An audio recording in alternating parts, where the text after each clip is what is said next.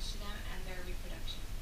Humans are the antagonists because they do not care about the polar bears and other Arctic creatures' habitats.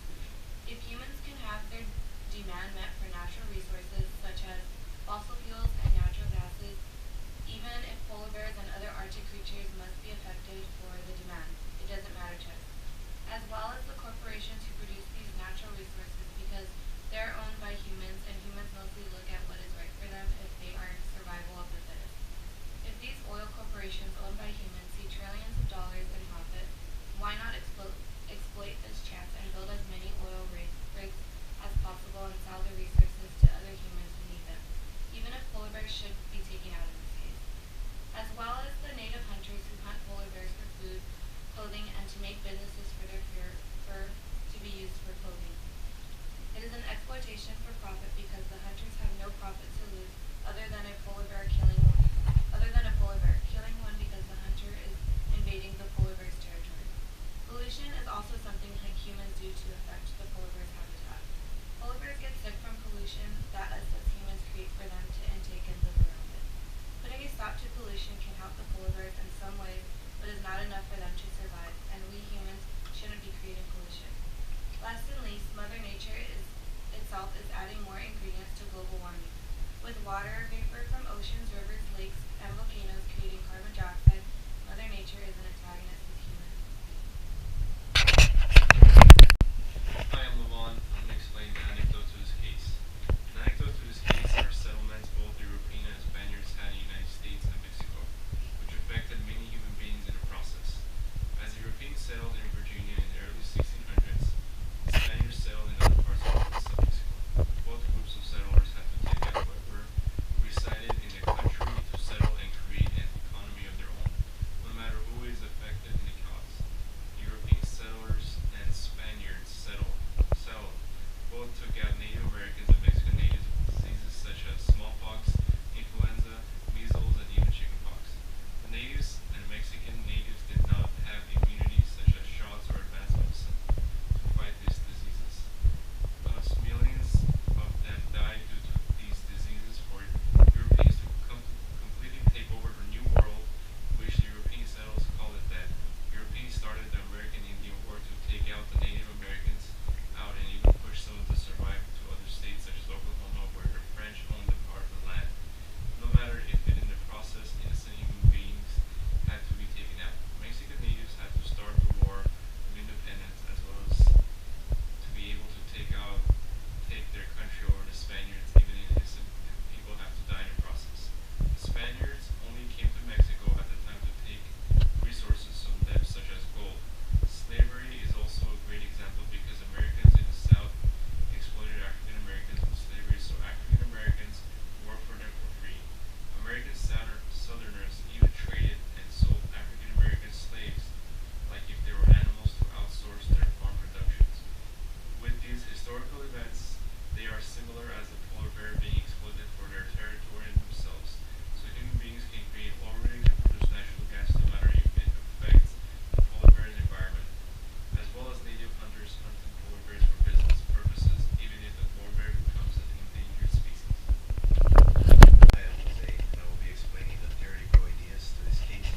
For this case, the theories that fit with the case are capitalism, utilitarianism, and statism. Capitalism, as we know, involves businesses making as much profit as they can, no matter what they do or who they affect, as long as profit rises for them. In this case, oil companies know that natural resources such as oil and natural gas and are in high demand by us, the customers who use them for our cars, stoves, and other goods. The oil companies and natural gas companies who build oil rigs don't care if polar bears and other Arctic creatures have to be affected for their motive to make as much profit as possible and keep with the high demand of fossil fuels and natural resources. Oil companies and natural resource companies see the Arctic as a free market to do what they please, and they don't even care if it affects them or the environment, as long as money is pouring for them. Utilitarianism is the motive to distribute some kind of good or service as long as it benefits the majority. In this case, since natural resources such as oil benefit us humans living in the world which drastically outnumber polar bears, it does not matter if polar bears and other Arctic creatures are affected by global warming because we outnumber the polar bears and the other Arctic creatures who reside in the Arctic regions. Plus, without these natural resources, our economy will be affected.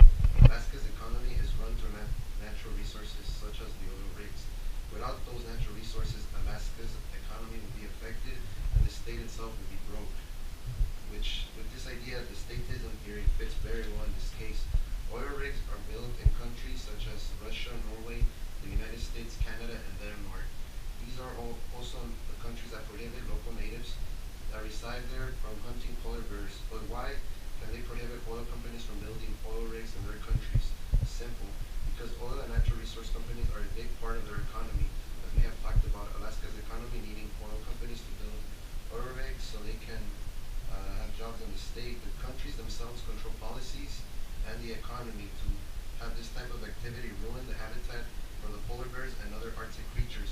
Both the market capitalism model and the undifferentiated individual ontology combined fit with this case. As you can see, we have the market capital model. We have government on the top. We have supply and demand, which is what we use for oil for our cars. And then we have the oil companies. And on the bottom, we have ourselves, human society. And then we have the orca, the seal, the polar bear, the walrus, and the Arctic fox, which are all creatures that live in the Arctic and are affected by pretty much by our use of oil. So I'm going Korea and I'm talking about the empirical data for this case. The empirical data used in this project is from the class textbook, Business, Government, and Society Management, Imperial Perspective by Steiner and Steiner. This book states that since 1875, mean annual air temperature in the Arctic regions have increased by 2.2 degrees Fahrenheit. It is faster than the rise in the global average temperature, which only rose 1.1 degrees Fahrenheit in the 20th century. In the Arctic, from the 2010 decade was the warmest on record since the 1900s. Arctic waters are also warming since 1850s. Average summer temperatures have risen from 38.2 degrees Fahrenheit to 42.8 degrees Fahrenheit. As a result, this is a rapid shrinkage in sea ice for the polar bears to roam around. The sea ice is also thin, and less of it is persists every year. With more heating, there is more rain and not much snow. Sea ice is a primary polar bear habitat, which snow helps it maintain, but there is not much of it now. This will cause every season to be summer for the polar bears. Polar bears have to lower their metabolism, sleep, and convert their fat to energy, but they can't do this every season or else they'll go extinct. Also, polar bears do not reproduce in summers as much as they do in winters. Solar radiation, which affects the sea ice by melting it, comes in big energy waves from the sun, and their length determines the energy they carry. The ironic thing that the book states is that the shorter wavelengths have more energy than longer wavelengths. The book also states that carbon dioxide, CO2, has also risen from about 270 parts per million by volume before the Industrial Revolution to 390 per million by volume as of now. As we stated before, carbon dioxide is one of the main causes of global warming.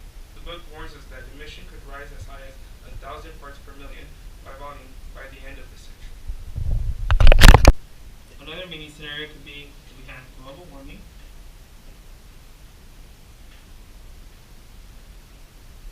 If we have transportation of polar bears to Arctic reservations.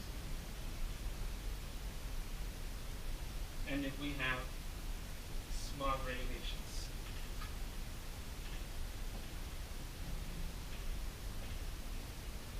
Now let's say global warming actually does go up. But to compensate for that, we do transport these polar bears to an Arctic regulation, and we have an influx of smog regulations. Now this could be a good thing due to the fact that even though global warming is going up, we are transporting them to a more secure location for them to thrive and maybe populate. And smog regulations could also help with the global warming that has gone. Another scenario we could have, which is the worst one, is global warming going up, polar bear reproduction going down, and polar bear extinction going up. So with this scenario, we're actually killing the polar bears as we go forward. Global warming. Okay, so our recommendation is for families worldwide to reduce the use of natural resources and fossil fuels and start going green by installing solar panels at home, buying electric vehicles, electric water heaters, and electric stoves. So we're Group 4. Thank you for watching our video. Thank you. Thank you. We hope you enjoyed our presentation on the world melting away. And I hope you guys learned something and change your ways in using fossil fuels. Thank you. Thank you.